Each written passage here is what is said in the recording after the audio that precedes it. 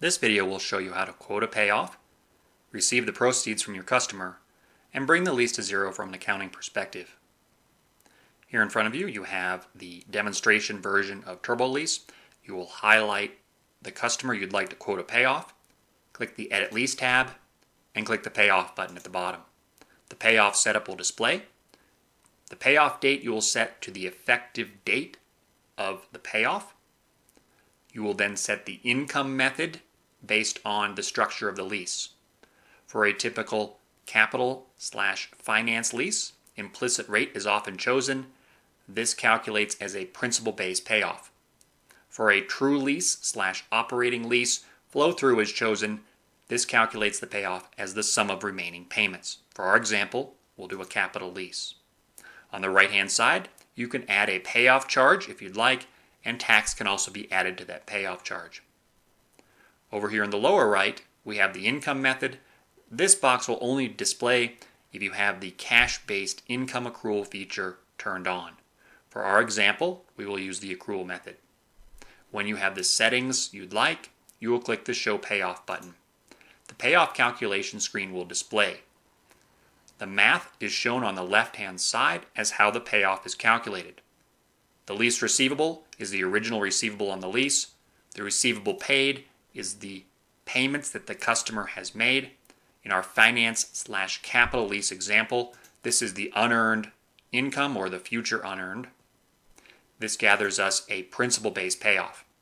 If you have any unpaid charges, or you added a payoff charge, or you have a security deposit you collect from your customer, that'll be dealt with on the right-hand side. This payoff here is what you would quote to your customer for them to pay off the lease. When you receive the proceeds from the customer, you can rerun this payoff with the same date and the same calculation method, and then you would click the Entries button as to make the entries on the lease to bring it to zero. This screen will display showing you the entries that need to be made into a folder. Also note, we'll be placing an accrual end date in the lease.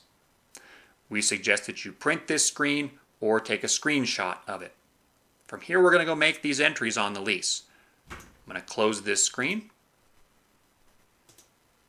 Then go to the Payments area on the left and open up a folder. You can use an existing folder or create a new one.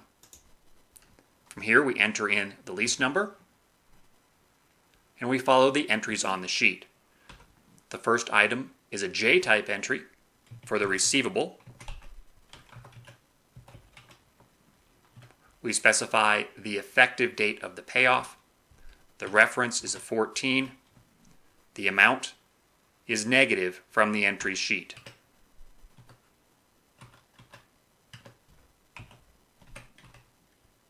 When we save that entry, we move on to the next one.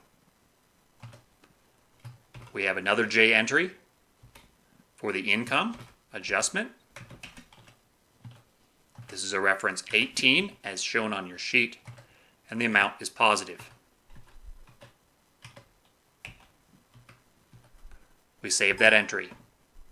The final entry is the receipt of the cash from your customer in the form of a check or however they paid you. Many clear this lease payment description and put in the word payoff. This date needs to become the date you receive the proceeds. Let's say it took 7 days for you to get paid. The reference would be the check number, or you could put an ACH transaction ID. The amount is the amount of the payment.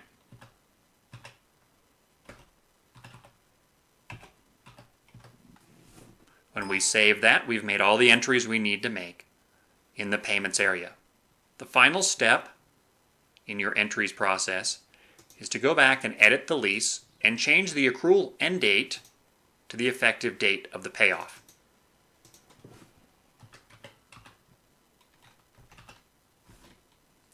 You'll want to specify the stop option just as the entry sheet recommends. From here, you'll save the lease. Your final check is to run the payoff again. If you run it for the same effective date with the same method, it should come up zero. If it does, you know you have successfully quoted a payoff and received the proceeds from your customer and brought the lease to zero from an accounting perspective.